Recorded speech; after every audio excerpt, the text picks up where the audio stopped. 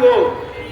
আপনারা এদেশের মসজিদে বসে সংস্কার করবেন, এই প্রতিশ্রুতি আপনারা বারবার দিয়ে আসতেছেন।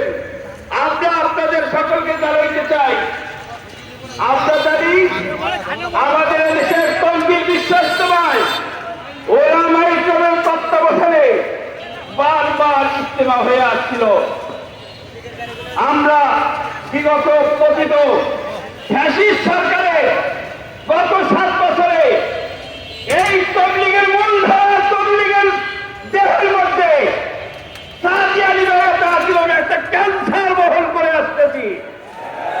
বর্তমানে ইউনূস সরকারের অন্তর্বর্তী সরকারের সকল সদস্যদেরকে আমরা জানাইতে চাই যে আমরা ওই মূলধারার তবলিগের সাথে, মূলধারার তবলিগের দেহের সাথে এই সাদিয়ানি ক্যান্সার বহন করতে রাজি না।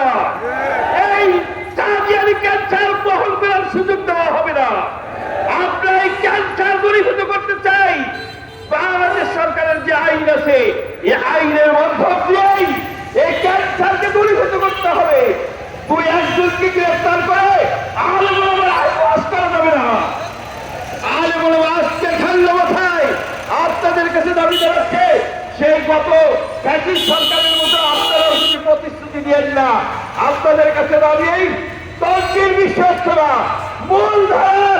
মূলধারার যারা আছে আলেম ওলামার তত্ত্বাবধানে চলবে, অন্য কারোর তত্ত্বাবধানে চলতে দেওয়া হয় না, হবে না, হবে না, মেনে নেওয়া হবে না।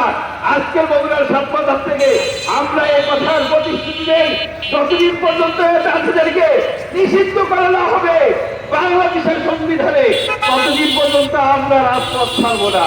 আল্লাহ পাক আমাদের সকলকে নুসরত করে এদেশ থেকে এটা আসিল সেই ক্যান্সারকে উদ্ধার করার তৌফিক দান করেন। সকলে বলেন আমিন।